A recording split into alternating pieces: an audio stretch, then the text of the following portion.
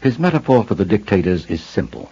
They are sick, and they threaten to infect healthy nations if their disease is not isolated. He proposes a quarantine. Inaction following the Versailles Treaty allowed infection to spread, and the healthy nations must never again allow themselves the luxury of suicidal non-involvement. I am glad to come once again to Chicago, and especially to have the opportunity of taking part in the dedication of this important project of civic betterment.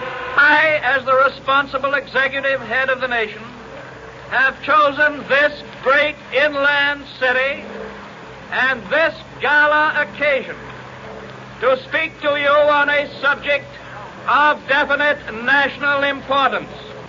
The present reign of terror and international lawlessness began a few years ago.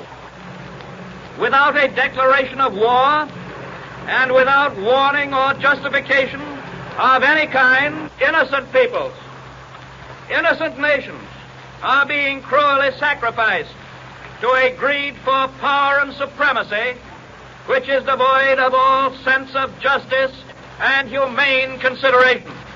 There must be recognition of the fact that national morality is as vital as private morality.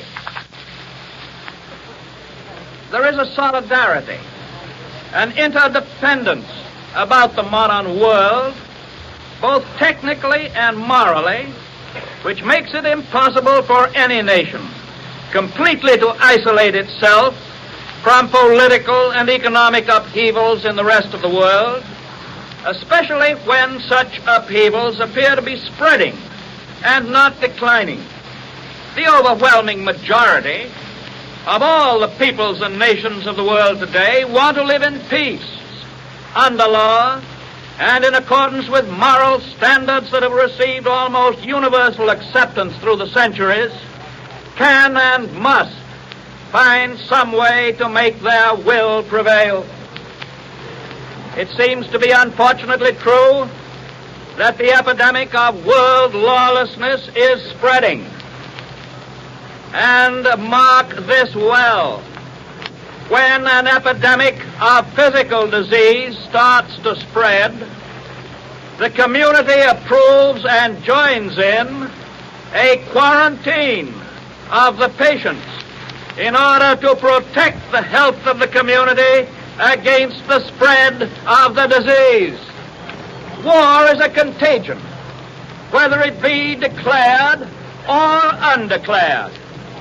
It can engulf states and peoples remote from the original scene of hostilities. Yes, we are determined to keep out of war, yet we cannot insure ourselves against the disastrous effects of war and the dangers of involvement. The will for peace on the part of peace-loving nations must express itself to the end that nations that may be tempted to violate their agreements and the rights of others will desist from such a cause. There must be positive endeavors to preserve peace. America hates war. America